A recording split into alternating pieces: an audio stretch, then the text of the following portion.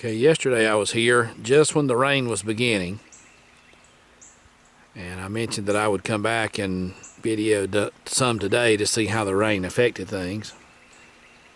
The best I can tell, depending on different unofficial sources, we got between 0.8 of an inch and 1.2 inches. So I'll say about an inch altogether. Now you can tell from where I'm standing and looking up the hill, I'm down in this valley that I continually show each time I video. This would be a place where you would assume that the moisture would settle on the road and perhaps do the most, or at least a good part of the damage, even though this road was a relatively established old road even prior to the application of the chemical.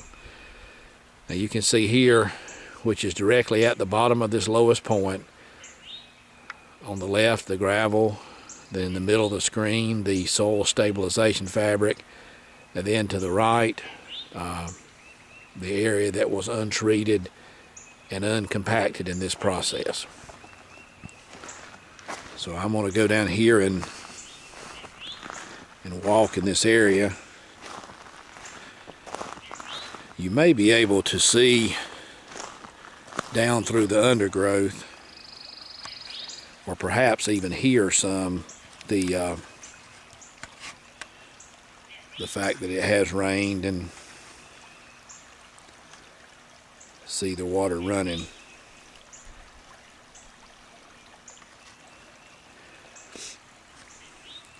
So obviously here on the road where I stand is completely secure and packed well. Now on the edges of the gravel where I'm standing now, you can see that the gravel itself is a little bit soft, only because the compactor did not run on the very edge of the road.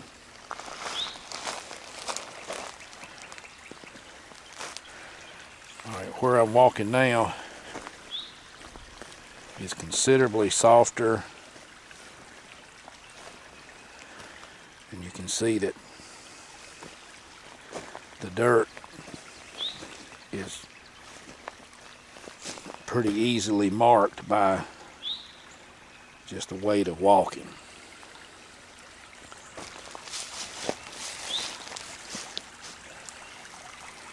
And then this area, which is about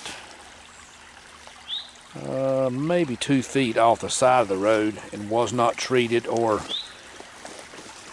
compacted or graveled or anything, you can see is very, very soft. So we go from that, move over about 2 feet here where the ground is still pretty soft, and this ground would not have been treated or compacted, perhaps not compacted at all, and maybe just slightly treated with a chemical. And then up to the road bed, which is completely solid and stable.